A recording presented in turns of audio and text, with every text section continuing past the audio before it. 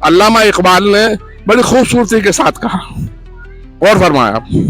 अल्लामा इकबाल फरमाते हैं कि क्या तमाशा हुआ इस्लाम की तकदीर के साथ, क्या तमाशा हुआ इस्लाम की तकदीर के साथ, कत्ल शब्बीर हुआ नारा तकबीर के साथ।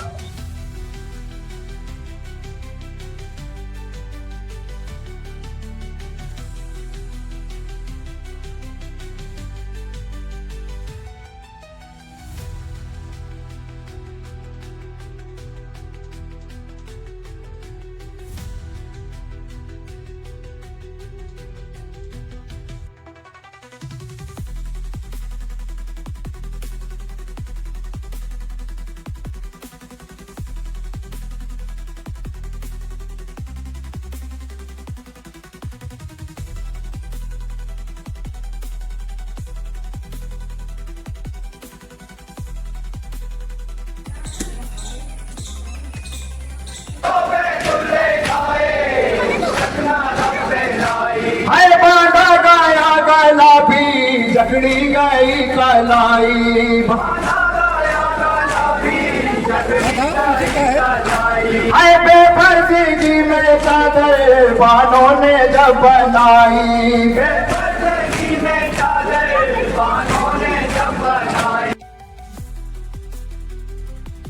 अकील फातिमा है जो कि लगभग 100 साल की हो चुकी हैं, लेकिन जो कुर्बानी है अपना जेवर और अपने बहुत सारे पैसे सब कुछ करबला मस्जिद के लिए दिए थे।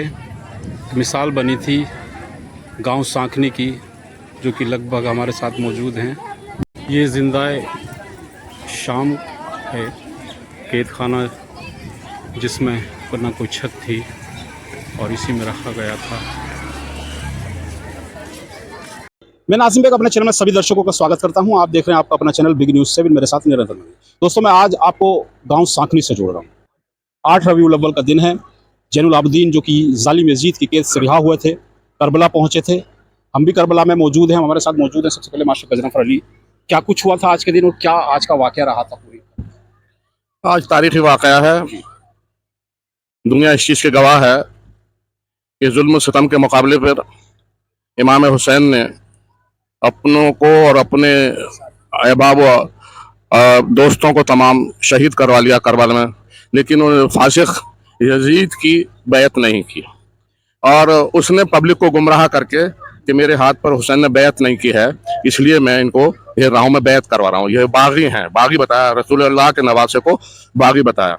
लेकिन जहालत का दौर था सऊदी अरब में, कुछ लोगों तक पता भी नहीं चला कौन कहाँ मारा जा रहा है, कौन मार रहा है, क्या कर रहा है। लेकिन अगर ये मोड़ वहाँ करबला पर नहीं आया होता, इमाम हुसैन अलैहिस्सलाम अपनी शहादत न देते, तो आज इस्लाम का नाम मिट गया होता दुनिया से। ये भी पता नहीं चलता कि क्या इस्लाम नाम की कोई चीज़ है, क्योंकि यजीद ने अपने टाइम पर तमाम चीज़ें राइज कर दी थी। हराम, जुआ, शराब और जो कुछ भी नाजायज़ हरकतें थी वो सब जायज़ कर दी थी। लेकिन इमाम हुसैन अलैहिस्सलाम ने उसकी बैत करने के लिए इसलिए इनकार किया कि मैं अपने नाना के दीन को मिटने नहीं दूंगा।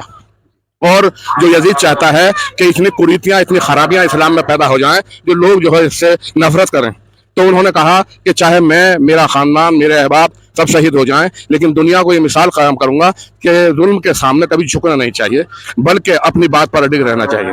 और वो आज हम देख रहे हैं कि छोटे छोटे बच्चों, जवानों और बूढ़ों सबको शहीद करने के बाद उनकी बच्चों को, उनकी बेवाओं को 1 साल के लिए कैद में डाला गया। यहाँ तक के बालिग सकीना बच्ची थी, उनको भी कैद में डाला गया और हजरत सकीना की शहादत जिंदान शाम में हुई, जिनका नमूना पेश किया जा रहा है। इसके बाद जब आज के दिन रिहा हुए 1 साल के बाद, जब पब्लिक को ये पता चल गया कि इन्हें गलत तरीके से अव्वल को जो आज हाँ मतलब जैसे पता लगने लगा, तो आज के दिन तो रिहाई की है जेल से, जिंदान शाम से आज के दिन तो रिहाई की है। और रिहाई इसलिए की क्योंकि वहां पब्लिक बिगड़ने लगी और कि इसने यजीद ने गलत तरीके से इन्हें अरेस्ट किया है, गिरफ्तार किया है, शहीद किया है और इन खानदान को इतना ही नहीं कि पूरे 1 साल तक जिंदान शाम में रखा। और जब शाम से कूफे से शाम पैदल करबला से ले जाया गया, जितनी अजियतें पहुंचा सकता था यजीद के लोग उतने पहुंचाएं। ये कहना चाहता हूं कि इस्लाम के साथ जो ये तमाशा किया यजीद ने, अल्लामा इकबाल ने बड़ी खूबसूरती के साथ कहा और फरमाया। अल्लामा इकबाल फरमाते हैं कि क्या तमाशा हुआ इस्लाम की तकदीर के साथ, क्या तमाशा हुआ इस्लाम की तकदीर के साथ, कत्ल शब्बीर हुआ नारा तकबीर के साथ, कत्ल शब्बीर हुआ नारा तकबीर के साथ, यानी अल्लाह अकबर कह के शहीद करने का कदम क्यों? नवाज़ा रसूल को तो अल्लाह अकबर कह के शहीद कर रहे हैं। तो इसका मतलब ये हुआ कि गुमराह करने के लिए तो अल्लाह अकबर मुसलमान साबित किया, हाकिम साबित किया, लेकिन इसके पीछे राज ये था कि अगर रसूल के नवासे को इसी तरह छोड़ दिया जाएगा तो मेरी हुकूमत बाकी नहीं रहेगी, लिहाजा वो हकदार है और हक पर उन्हें जो है अवाम फिर उन्हें हमारे ऊपर राइज कर देगी। इसका सबूत यह है कि यजीद मरने के बाद भी अपने हार का सबूत अपने ही परिवार से ले चुका है। यजीद के बेटे ने, बेटे को जब उस हुकूमत पर बिठाया गया तो यजीद के बेटे ने हुकूमत पर कुछ दिन के बाद ये इनकार कर दिया कि ये हक इमाम हुसैन का है, आले मोहम्मद का है, समझे, मैं उस पर हुकूमत पर नहीं राय रहूंगा। तो ये सबसे बड़ा सबूत ये है कि उसके बेटे को अगर अकल आ गई तो उसने हुकूमत छोड़ दी। तो आज अगर ये पैगाम साल ब साल दुनिया को न दिया जाए तो किसी को कुछ पता नहीं चलेगा कि इस्लाम क्या चीज़ है, इस्लाम के सामने क्या क्या अड़चने आए हैं, कौन कौन गलत तरीके से वहाँ अपने को खलीफा या हाकिम वो राइज कर चुके हैं, और मोहम्मद और आले मोहम्मद यानी रसूलुल्लाह की आल और रसूल अपने को सब कुछ होते हुए किस कदर एक सब्र के दायरे में रखकर पूरी जिंदगी हर एक इमाम ने सब्र के दायरे में रखकर अपनी जिंदगी गुजारी, दुनिया को यह पैगाम दिया हक पर रहो, हक की जीत होगी, सच्चाई की जीत होगी। थोड़ी देर के लिए मुसीबत आ सकती है, शहीद हो सकते हो, घर से बेघर हो सकते हो, लेकिन जीत हक की होगी। तो ये आज दुनिया में हिम्मत पड़ती है उन लोगों को जो आज भी जालिम के मुकाबले पर खड़े हो जाते हैं। जैसे ईरान है, पूरी दुनिया ने घेरना चाहा, लेकिन वो हक पर, वो करबला के मार्के से सबक ले चुके थे कि शहादत हो जाए तो कोई बात नहीं, शहीद होकर ही जिंदा रहना होता है, समझे। तो कहने का मतलब यह है आज ईरान ने वो सबूत दिया कि हम करबला वालों के नक्श कदम पर चलकर पूरी दुनिया से टक्कर ले रहे हैं और लेते रहेंगे, भले चाहे हम सब शहीद हो जाएं, है ना। तो कहने का मतलब यह है हम पर एहसान है, हम मौसिन हैं, पूरा अवाम मौसिन है इमाम हुसैन अलैहिस्सलाम आले मोहम्मद का कि उन्होंने तरह तरह की परेशानियां उठाकर हत्ता के शहीद होकर दुनिया को ये पैगाम दे दिया कि बस हक पर रहो, खुदा को याद करो, सिवाय खुदा की ताकत के अलावा कोई दूसरी ताकत दुनिया में नहीं है। तो इसलिए आज आप देखते हैं मुहर्रम मनाया जाता है, चहलुम मनाया जाता है। अब जेल में 1 साल रखने के बाद रिहाई हुई तो उस रिहाई का प्रोग्राम मनाते हैं। क्यों मनाते हैं? ताकि दुनिया को हर साल ये पता चले कि ये इस दिन हुआ क्या था। आप अपने बेटे का बर्थडे मनाते हैं, आप अपने बुजुर्ग का फाचा करवाते हैं साल में, क्यों? क्योंकि तुम याद कर रहे हो। और हम तो ऐसे लोगों की, ऐसी शख्सियतों की याद दिलाना चाहते हैं जिनका एहसान हमारी पूरी आवाम पर है और रहेगा जिंदगी भर, क्योंकि ये खुदा के नूर से पैदा हुए थे पांचों पंजतन, और इन्होंने अपने नूर का जलवा पूरी दुनिया को दिखाया और ये बताया कि हम अल्लाह वाले हैं, खुदा वाले हैं, हक वाले हैं, चाहे हमें कितनी ही हमें परेशानियां उठानी पड़े। इसी के साथ आज रिहाई के बाद जब ये जुलूस ये अपने मदीने आए हैं ज़ैनुल आबिदीन, मर्दों में सिर्फ ज़ैनुल आबिदीन बचे थे, और अपने कुनबे के साथ जब मदीने आए हैं तो हम बशीर इब्न जदलम वो मदीने का ही रहने वाला था, शायर भी था। तो आबिद बीमार ने जब उनसे कहा बशीर से कि बशीर हमारे आने की खबर तू मदीने में कर दे, तो बशीर अपने गमगीन हालात में, क्योंकि वो सब कुछ जब सुना तो वो खुद इतना गमगीन हो चुका था कि अपनी बात को सही तरीके से नहीं बता रहा था।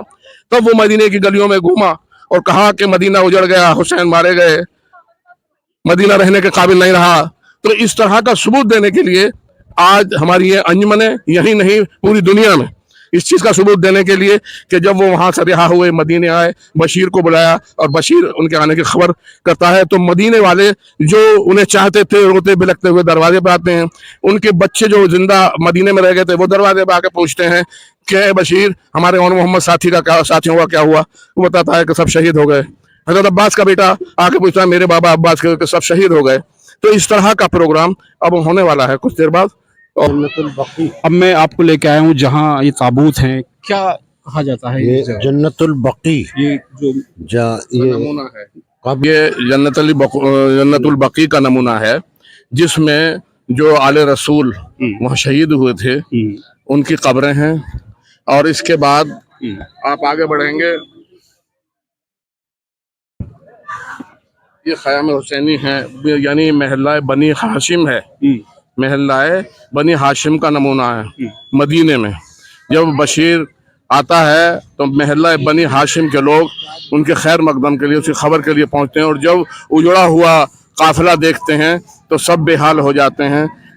एक एक अपनी कहानी सुनाता है, मेरे साथ ये हुआ, बशीर बताता है इनके साथ ये हुआ, इनके साथ हुआ। तो ये सब जो है बनी हाशिम, महल्ला बनी हाशिम। यहाँ उन शहदाओं के निशानदेही है जो करबला में शहीद हुए हैं, जो करबला में शहीद हुए हैं। चंद लोगों की निशानदेही नाम के तौर पर, अलम के तौर पर, जो करबला में शहीद हुए। ये रसूल अकरम मोहम्मद मुस्तफ़ा सल्लल्लाहु अलैहि वसल्लम का एक रोज़े का नमूना है। रोज़ा है जिसे हम तसव्वुर में ये मानते हैं, किसी भी बात के लिए तसव्वुर शर्त है, ताकि हम ये देख सकें जो लोग मदीने नहीं पहुंच पाए हैं वो आज मदीना का तसव्वुर करके रसूल के रोज़े पर अपने को ये दिखाना, ये शो चक्कर लगाने होते हैं। हाँ, 7 चक्कर, तवाफ बोलते हैं। हिंदी में परिक्रमा कहते हैं और उर्दू में तवाफ बोलते हैं। तवाफ 7 चक्कर होते तवाफ 7 चक्कर। अब आगे खाना काबा की शबी है, वहीं भी 7 चक्कर जैसे हज में लगाए जाते हैं, इसी तरह हर आदमी यहाँ लगाने की कोशिश करता है। आगे करबला में अब मैं आपको लेके चलता हूँ करबला, जहाँ पूरा मंजर है वो मंजर जो हसन हुसैन के साथ हुआ था। जालिम यजीद ने अपनी फौज के साथ उन 72 हुसैन के काफिले पर जो किया था, वो सारा मंजर मैं आपको बताऊंगा मास्टर गजरा फरीद के साथ। जो हकीकी करबला है, करबला उसका जीता जागता नमूना यहाँ बनाया जाता है। पूरी दुनिया में करबला के नक्शे को यहाँ नक्शे का करबला के तौर पर बनाया जाता है, और उसमें तमाम ताजिए, तमाम ज़ियारतें की तुरबतें दफन की जाती हैं। आज जो आप मंजर देख रहे हैं, ये कुछ देर बाद जब मंजर कशी होगी, आप मौजूद रहें तो देखेंगे कि जो मैंने पीछे अभी बाहर बताया, उसी बाहर की अक्कासी ये मंजर कशी करेगी, हर चीज़ को इसी तरह बताएगा। अच्छा, ये कब्र भी, हाँ, ये खास बोलते हैं, कब्र कहने में थोड़ा होता है, और एजाजी अल्फाज खास बोलते हैं, जिसमें अब ये तैयार हैं जो तुरबतें आएंगी, इनमें दफन किया जाएगा। अकीदे के तौर पर मस्तूरात अपने बच्चों को इसमें लिटाएं, बच्चों को देखा जाता है, लिटाया जाता है अकीदे के एतबार से कि हमें सवाब होगा, हमारा बच्चा परवान चढ़ेगा, समझे, इस तरीके से। तो वो यहाँ किया जाता है। जवान भी लेटते हैं, बूढ़े मरीज भी लेटते हैं, जो अपनी शिफा के लिए यहाँ आते हैं, कि खा के शिफा बोलते हैं करबला की ज़मीन को। जब वहाँ असली करबला है, वहाँ से लोग हज में मिट्टी लाते हैं, करबला से मिट्टी लाते हैं, वो खा के शिफा होती है। और आपको ये बताता चलूँ कि जो हम लोग सजदगाह बनाते हैं, सजदा करने की जगह बनाते हैं, लोग तरह तरह से उसे नया मोड़ देते हैं, लेकिन हम खा के शिफा वहां से लाकर यहाँ की मिट्टी में मिलाकर और उसको सजदगाह के तौर पर लोग कहते हैं कि पूजते हैं, इन्होंने मूर्ति बना ली है, इन्होंने ऐसा कर लिया। सिर्फ गुमराही की बातें हैं, बल्कि वहां के एजाज को बरकरार रखने के लिए, करबला के एजाज को, वहां की मिट्टी को बरकरार रखने के लिए, कि आज ऐसा तसव्वुर करते हैं हम सजदे में जब नमाज पढ़ते हैं कि जैसे करबला की जमीन पर सर रखकर नमाज पढ़ रहे हों। सजदा जमीन पर, एक जैसे पत्थर पर, साफ कागज पर, वो इसलिए जायज है क्योंकि जमीन जो है, मिट्टी जो है, वो हर चीज में पेवस्त है, हर चीज के साथ मिट्टी जुड़ी है। लिहाजा आज जो आप मंजरकशी देख रहे हैं, हमारी बस्ती के 50 लगभग नौजवान, 8 दिन से छोटे बड़े बच्चे, आप देख रहे हैं कि सड़क की सफाई, आप देख रहे हैं उधर खाना काबा की नस्ब होना, रसूल खुदा के रोजे को नस्ब होना, जन्नतुल बकी का नस्ब होना, महला बानी हाशिम का नस्ब होना। अब उसके बाद जब करबला में आए हैं तो नहर फुरात का मंजर ये दिखाया है, आप देखें। अब आप ये देखें कि जो करबला में मार्का हुआ था, जो करबला में शहदाओं को शहीद किया गया था, वो ये मंजर कशी थी। ये थी सर, ये गंजे शहीदा लिख रहा है, गंजे शहीदा, आप फोटो ले सकते हैं इसका। गंजे शहीदा, बेटा इधर आ जाओ, इधर आ जाओ। गंजे शहीदा, गंजे से जहाँ शहीदों को, 72 शहीदों को एक जगह इकट्ठा किया है, जहाँ शहीद किया गया था, गंजे शहीदा। उसके बाद यहाँ नहर फुरात का दिखाया है, बनाया गया। हाँ, नहर फुरात के किनारे खेमे लगे हुए थे, जहाँ उन्हें हटवाया गया, 3 दिन के लिए पानी बंद किया गया ताकि ये भूख प्यास में तड़प कर हमारी बैत कर लें। बच्चे जो आलतश की आवाज दे रहे थे, हाय प्यास, उसके बावजूद भी ये वो नूर था जो नूर पैगंबर था। पैगंबर के नूर से थे पांचों पंचतन कि इनके बच्चे भी वही हौसला रखते थे, जवान भी वही हौसला रखते थे, बूढ़े भी वही हौसला रखते थे, इनके अहबाब भी वही हौसला रखते थे जो इमाम हुसैन रखते थे। तो लिहाजा उन्होंने सबने प्यास में तड़प कर, भूख में तड़प कर कभी ये नहीं कहा कि अजी तुम आप जो है बैत कर लो यजीद की, अब भी मान जाओ हम मरे जा रहे हैं। नहीं, ये सिर्फ दैविक ताकत, खुदा की ताकत थी जो उन्हें यहाँ तक पहुंचा रही थी। और वो इसलिए ताकि कयामत तक दुनिया को ये पता चले कि हक की जीत होती है, ना हक की हार होती है, सच की जीत होती है, झूठ हार जाता है। तो इसलिए मैं बता रहा था पीछे, यजीद के बेटे ने हुकूमत छोड़ दी कि हमारा हक नहीं है, हमारा बाप नाजायज तरीके से वो कर रहा था। बहरहाल अब यहाँ सबके नाम लिखे हुए हैं, जैसे नहर फुरात है, गंज शहीदा है, यहाँ जनाब फातिमा जहरा की चक्की का नमूना दिया है। जनाब फातिमा जहरा अपने बच्चों को चक्कियाँ पीस कर, यानी खुद मेहनत करके, कभी कोई आया है नौकरानी नहीं रखी, रसूल की बेटी, अली की बीवी होने के बावजूद दुनिया को दिखाया कि घर का काम खुद करना चाहिए और सादा तरीके से पहनना चाहिए, सादा तरीके से खाना चाहिए, जो घर के काम है वो खुद करना चाहिए। ये सब वहाँ के नमूने आप देख रहे हैं। ये वो मंजर है जो करबला में हसन हुसैन के साथ हुआ था। ये जालिम यजीद ने जो कुर्ताएं की थी उनके साथ, वो सारा मंजर कशी करबला में दिखाई गई है। और ये इमाम हुसैन के सर का नमूना है। ये जो यहाँ जब यजीद नहस ने शिमर के जरिए सर को जुदा कर दिया था, तो ये करबला में सर अक़दस हजरत इमाम हुसैन। चलो बेटे चलो, ये तमाम रोज़े नस्ब हैं, अलम नस्ब हैं, तो ये सब इस चीज की गवाही देते हैं कि करबला की मंजर कशी में जी क्या हुआ। वो आज हम करबला तो नहीं पहुंच रहे हैं सब, लेकिन यहाँ ये देखकर ये अंदाजा हो रहा है कि वहाँ किस कदर मुसीबतें ढाई गईं और उसके बाद किन किन हालात में उन्हें रखा, लेकिन उसके बाद उन्होंने सच्चाई, ईमानदारी, हक का दामन नहीं छोड़ा। आज इस्लाम की जीत इसलिए है क्योंकि ईरान ने भी ये साबित कर दिया कि हक पर रहने वाले, असली इस्लाम के रास्ते पर चलने वाले, वो दुनिया से कभी नहीं डर सकते, क्योंकि सिर्फ खुदा की ताकत है। कोई यहाँ सुपरस्टार नहीं है, कोई अमेरिका दुनिया का मालिक नहीं है। तो इस लिहाज से आपकी पेश नजर है ये नहर फुरात, जहाँ से पानी लेने के लिए हजरत अब्बास गए थे बच्चों को, और इमाम हुसैन अलैहिस्सलाम ने उनके हाथ में तलवार नहीं दी थी कि भैया जंग नहीं करने आए हैं, एक के मुकाबले पे एक लड़ेगा।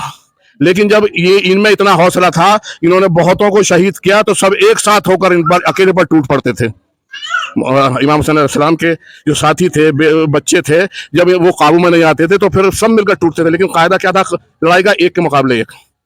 तो हजरत अब्बास को भी अगर पानी लेने के लिए बच्चों को भेजा, बगैर तलवार के अलम लेकर भेजा, और उस अलम पर इमाम हुसैन अलैहिस्सलाम को पता था गैब से कि जब मैं जंग के लिए नहीं भेज रहा हूँ तो हजरत अब्बास को वो फौज बर्दाश्त नहीं करेगी, लिहाजा लाखों का नरगा घेर लेगा और ये शहीद होंगे।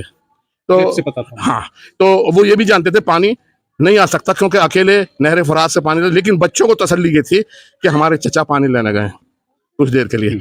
और जब उनके दोनों बाजू कलम कर दिए गए, फिर जबान में उन्होंने, अपने दांतों में उन्होंने मश्क को दबाया।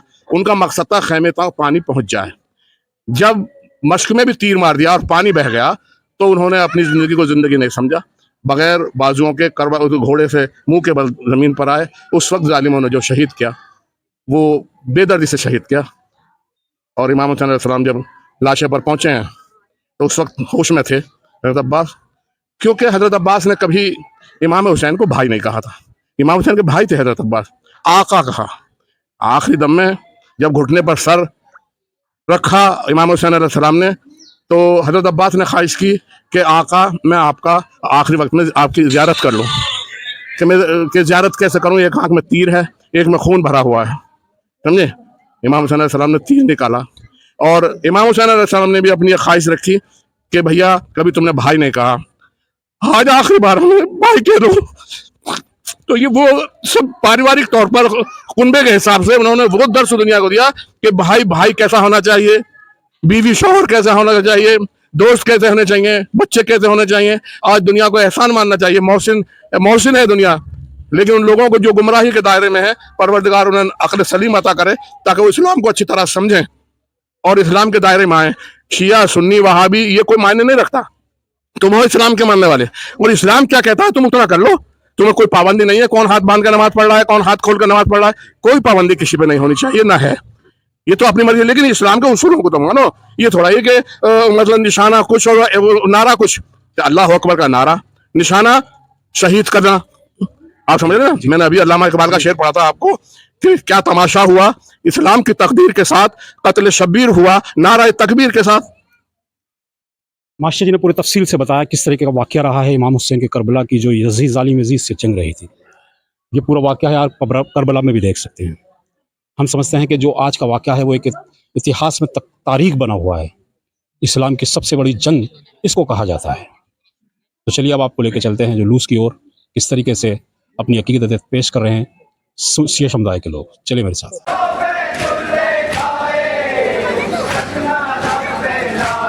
हाय बांधा गाया गुलाबी जगड़ी गई कलाई।